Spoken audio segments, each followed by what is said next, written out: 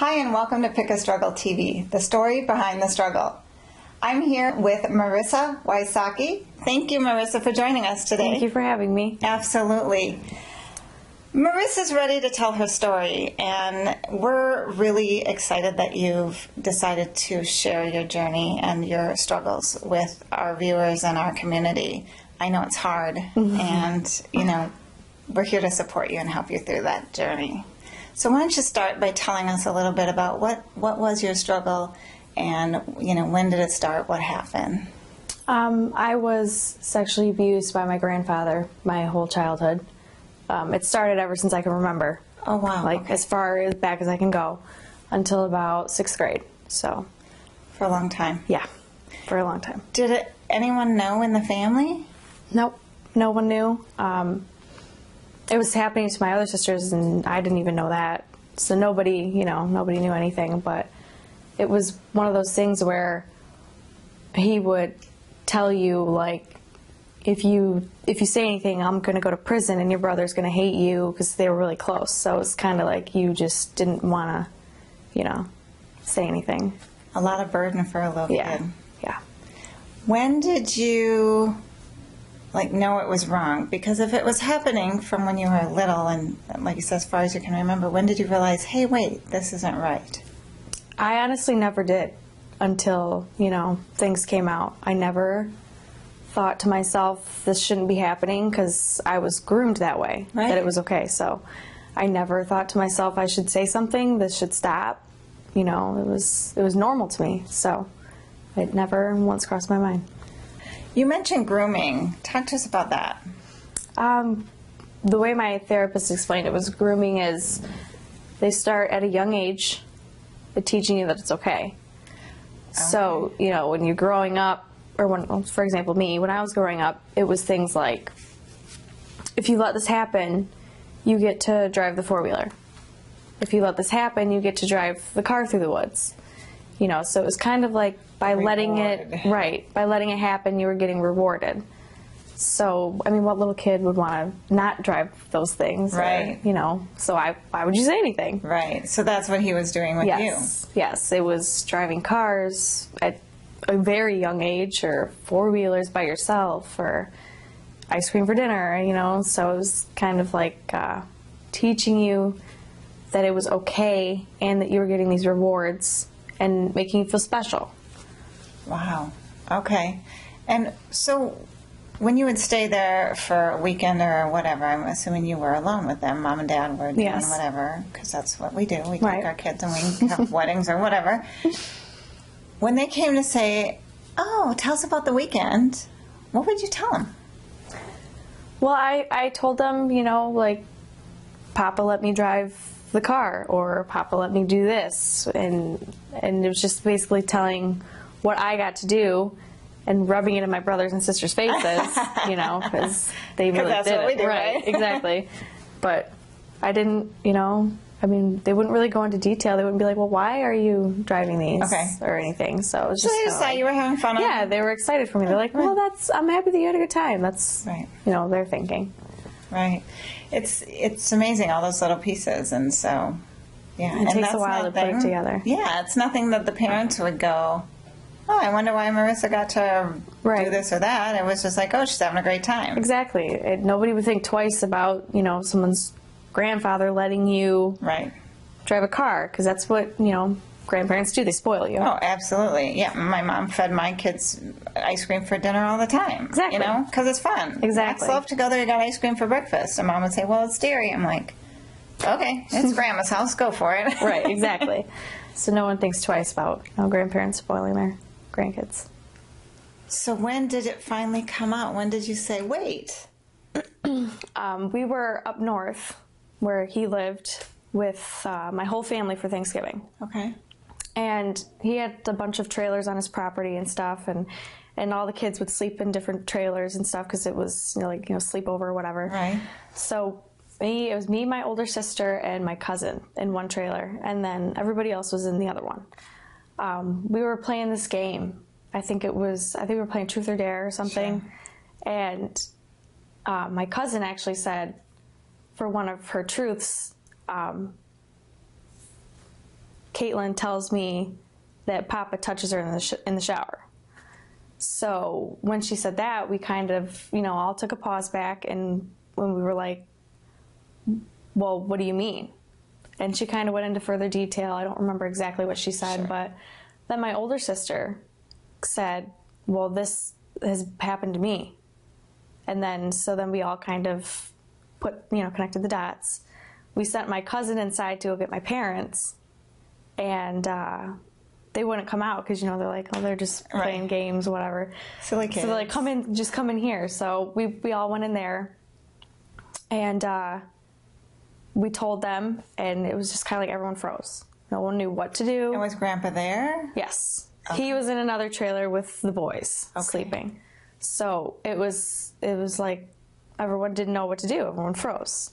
So my mom looked to my aunt and asked my aunt, what do I do? And my aunt said, we leave now. So we packed up all of our stuff. We told my grandma, and oh, wow. Yeah, she actually she's had it rough.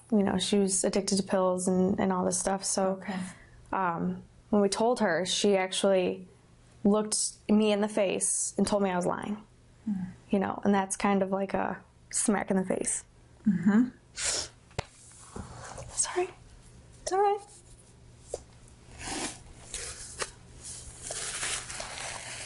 And that's common, and it's sad that people have that reaction. And, it happens to so many people.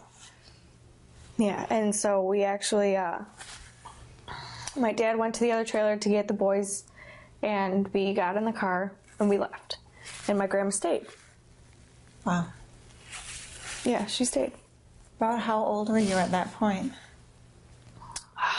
I would say probably 11, maybe 12, something like that. So about that sixth grade. Sixth grade, age. yeah. Yeah, it was about that. Okay. So you leave the property, campground, whatever we call it. Yeah. And what happens after that? You just never go back. We get home, we all go to bed, and then my mom... What are you feeling at that point? I just... Not sure what is going on? Yeah, I'm just like, my head was a mess. Like, I didn't know what was going on, what was going to happen. I had no idea. We were just rushed out, Right. so... Not even realizing until right then that maybe this wasn't... Right, exactly. Right. It was probably about that time that I realized this wasn't okay. Right. So, we get home and we go to bed, and then my mom comes in the next morning and she's asking us questions. So then that's when we went to the state troopers and all that and got interviewed and all that stuff that goes along with it. And of course I'm just, sitting here thinking, what did I do? Like, this is my fault, I just broke up this family. Right. And so it was a lot of interviewing, a lot of retelling. And then we had to go to trial, which got pushed back a lot. Oh, yeah. So. Right. And so did you ever face Grandpa after that? Did you ever? Not in the courtroom. In the courtroom, yeah. sure. Yeah, in the courtroom we did. They actually let me, while I was testifying, have someone next to me to make me feel comfortable. So I took my aunt up there with me and stuff. And like for my little sister, they had like a screen that they put up in front of him so she didn't have to see him, but I was too old for that. So. Okay. But yeah, so it was hard. It was hard because you're telling the story and that he knows what he did, but he still sat there to this day and would deny it and right in that room, it's like you're at the end. Right. Why don't you just save us the trouble and admit it? Right. So, and contradict what you're saying when you're going, right. But I was there. It was kind of messed up because what their defense was my mom coached us to say all that so that he wouldn't get any of my grandma's money. Oh. So yeah, they weren't married. That's not her dad. Okay. They were just dating for like my whole life. So, okay. Yeah. So it was your mom's mom. Yeah. And her husband. Yeah. Not or boyfriend or whatever. Okay. Okay. Yeah, so they weren't married or anything, but that's what their thing was, is we were coached. And that sucked too, because, you're putting this idea out there that these 3 little kids or being told to say something so horrible. Right. And you know, it's like, why? I don't know. It was hard. So is it helpful to have, even though it was sad, you know, that it happened to so many of you, but was it helpful to have those close to you, your sisters and your cousin that had that experience? Did you guys bond and help each other through it, do you think? Or did you just not talk about it? I think that we all kind of handled it a little differently. Okay. So it was kind of like, I felt like I was the rock. Okay. I was a tough one. I handled everything with like straight face. Okay. And the other two were emotional. So I felt like I had to be the tough one for them. So, were you always the tough sister? yeah. Still to this day? Still tough, hard-headed. That's me. And it's kind of sad because I realized, you know, I make fun of them for being so emotional to this day. And then you take a step back and you look at yourself and you're like, you're not, you know, so tough. You just block it out. Right. Like I've just blocked it out all these years and not thought about it. So. And then it gets you. Yeah. It definitely just sneaks right up on you. Yeah. Yeah.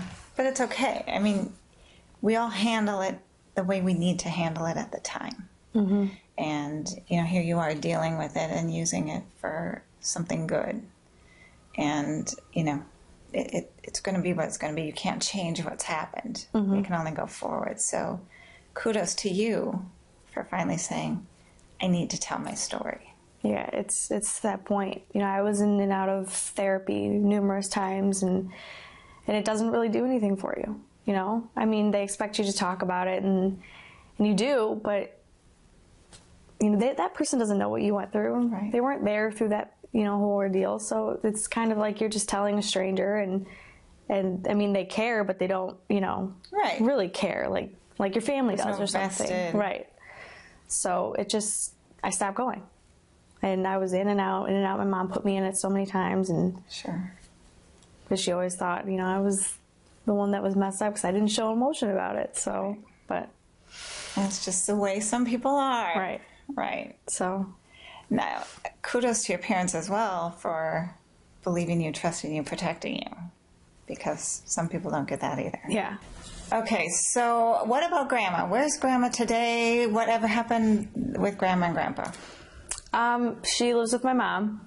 Oh, She can't live by herself. You know, she's got all these health problems and stuff. But it was really hard to talk to her afterwards and forgive her. And I held a grudge for a long time. sure. But You I've were let it hurt. go. Yeah. I mean, and it's to be expected. But knowing who she is and how she is and how she was then, I just decided I can't hold it against her anymore. You know? Does more harm to you than to her. Right. So Does she believe it now, or do you just never talk about it? it's never been talked about. Okay. It's never been talked about. She doesn't bring it up. Never mentions him. Never mentions the situation. So And what happened to him? Did he get convicted? yes, Did he? he's in prison. I think that he's up for parole in 8 or 9 years. Okay. So he was convicted of 14 counts. Oh my gosh. Yeah. So yeah, Wow. it was the trial was tough. Big deal. With, you know, all the evidence they had pictures from the rape kits and you know, the pictures were from me. So it's like people saw that, you know, there's people out there that saw that from the jury, and it's tough. Right. And there was actually one person who didn't believe us. There was one person that didn't want to find him guilty. She believed that we were being coached. But Wow. they came back in, the jurors came back in and asked to hear my testimony replayed. And after that, they all found him guilty. So he's gone now. So does Grandma visit him? No. No. So No. she's washed her hands. Yeah, done with Okay. it. Yeah, she's never visited him. I don't believe she's ever wrote him a letter. Okay. She's not in contact with the family anymore. So, Okay. yeah. So that piece is behind you for now. Yeah. And I'm sure you maybe think about the day he may be paroled. I do. I dread it. Having to go and face him again, it would be hard. and tell why he shouldn't be released. So Right. it would be hard. I just feel like it would be just, a ton of emotions just flooding back to you. Sure. And I'm sure his family would be there, and it would be tough. I dread the day. Right. Right. But you're in a much better place. Yeah. You're stronger and more prepared. Yeah, definitely am. But you're right. It'll be tough. So how do you think that this has affected you now growing up into an adult, your relationships, your, career or work choices and things like that? I definitely second guess myself on everything. Okay. And I know it's from that. I'm constantly paranoid, constantly worrying about things, constantly worried about myself. I have, triggers still to this day where if it's a song, I can't listen to that song because it takes me right back, or being around like old men actually like freaks me out. I get really paranoid, I start getting anxiety. So it's triggers that you wouldn't think would happen until it's in that moment and you're like, oh my God, I can't do this right now. Right. So it's definitely tough, and I definitely have a hard time trusting people and being open. So it definitely sticks with you. But you have found, hopefully, some people in your life that you can be that with. You can be open and trusting with. To a point. Okay. I still have my guard. My guard's always up, no matter who it is, with my parents, my sisters, everybody. Right. And that's how I'll always be. And I've accepted that. It's one of those things where you live every day, and it doesn't get easier for you. Right. It's definitely a journey.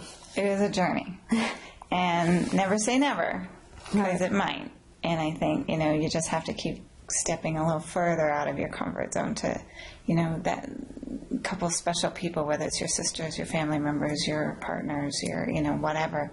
But, open up, because the more you open up, you're helping you too. Right.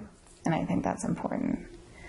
What would you say to kids that might be in the same or similar predicament that, in your case, you didn't know it was wrong because you were there all your life, right. But at some point you went, There are also kids who go, I'm being threatened, I'm being told I can't say this, it's our secret, that kind of thing. What advice do you have for those young people?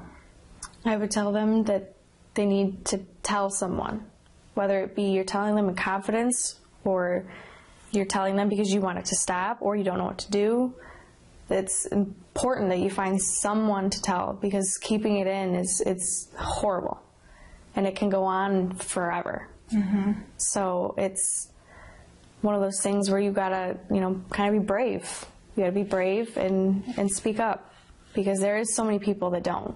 There is. And then they grow up later in life and they struggle, and I've done so many projects on this subject for school. So it's like, people become prostitutes. They're more likely to become prostitutes and strippers and be pregnant at 16 and stuff like that. So I've learned that if you don't say anything, it really will take a toll on your life in the end. Well, and I imagine it takes a toll on relationships. I mean, you go back into that thing, right? That cycle. Yeah, I definitely know that I have intimacy problems. Yeah, I do, sure. And I've always been that way ever since. So, and I know that will always be with me. That sucks. Right, and you can overcome it little at a time. And I'm sure if you look back, you've made progress. Oh, I've made a lot of progress. Right. Yeah. So, and that's important to realize. And that's a big deal. How about to parents? What would you say to parents? What would you look for? How would you know, maybe, a niece and nephew, when you have kids, how do parents, what do they look for? I would just say a difference in attitude, difference in mood swings, different activities, whether they like to do something and now they don't. Because for a long time, I held it against my mom for not noticing. You did? Yes, I did. There was many times where I cried because I didn't want to go. And I was she going to didn't ask know. what your reaction was about going there. Yeah, it was, you're like, I don't want to go to this place. And I would cry to her and say, don't make me go. But, she didn't know any better. So, And you wouldn't tell her why. Right. I wouldn't tell her anything. So I went. But it's things like that, it's now that she looks on back to it, that would be one of those things like, well, why don't you want to go? Right. What's going on? So that's right. Did you explain that to her later? No. No. My family is just kind of one of those leave it be things, we don't really talk about stuff. Okay. I know that feeling. Yeah. That's tough. But that is a good indicator. And like you said, you in your own way, you were trying to tell her there's something not right. I don't like it there. It doesn't, you might not have known it was wrong, but you didn't like it. Right. Yeah, that was my way of not really telling, but, trying to just not be there. In the situation. Not go there and not put myself through that anymore. But you can't hold grudges like that, so right. I've let it go. So what was your rock bottom when you realized maybe, that I can't take it anymore, or I need to deal with this? Maybe it was after this whole situation, but what was your rock bottom, do you think? I don't know. Okay. I really don't know. Maybe I haven't hit it yet. Okay. That's fair. Because I push it away. So I don't know what it would be. Okay. It's probably coming. Or you've hit it and you realize what it was another day. Yeah. And that's, yeah. And that, not everybody has a big crash, so hopefully it doesn't happen. Mm-hmm. Why do you think it's important to share your story? I think it's important because there's so many people out there going through the same things. And if you feel like you're alone, you feel like you're alone, and you feel like people are judging you, or people think you're gross, or it's your fault, you asked for it. I think it's important to hear other people saying it's not you, it's not your fault, and you need to tell someone and deal with it. I think it's important, and people need to hear it. Good point. And I think you take so much of that on yourself, whether it's you or anyone else, but we as human beings go, what did I do to cause this? Right. And why me? Right. Why did he pick me? Why was this happening? Mm-hmm. Exactly. So I think that hearing other people's stories and struggles helps people cope and maybe get the courage to say something, or parents to notice what's going on with their kids. Right. Parents will usually take a second look at little kids like that, they're going through all these stages where they're having the mood swings, and you're just like, oh, terrible fives, or, something like that. They don't. Terrible twos, the terrible threes. Right, exactly. Terrible fours. Exactly. Terrible 18s. Right. So it's like you don't think about taking a second look and saying, well, why are they acting like this? So I think it's important for parents to pay attention. And those repeat patterns, like you said, every time you were supposed to go there, you were like, no. Right. I don't want to. Don't make me. Right. And it's like, I clung to my grandma whenever I was there. I stayed by her. I didn't want to leave her side because I knew what would happen if I did. And she was on her prescriptions all the time, so she wasn't all there. Right. So. And to not be able to have your childhood to be, afraid to go out and play in the yard by yourself or go explore in the woods. Right. You lost a big part of your childhood. He took my childhood, and that's tough, but it made me who I am. Right. So I wouldn't take it back. Right. Good for you. And that's a huge realization. You can't change it, so you have to accept it, and you're who you are today because of what happened to you. Yep. And we like who you are today, so. Any final words, any last pieces of advice for parents, kids, people, counselors? The only thing that I would say is just speak up, because living your life like that is not a healthy way of living, and dealing it with yourself is not going to get you very far. Right. You need that person that you can talk to, or people, or counseling, or whatever works for you. Everybody's different. Yes. But don't keep it in. Yes, you need to find that support system. And that's exactly why we created Pick a Struggle. It's, it's a community to support you, to support people that are going through things, because you're not alone. we've all gone through some struggle. So thank you so much for sharing your story. Thank you for having me. And thank you. We will be back with the next edition of Pick a Struggle TV.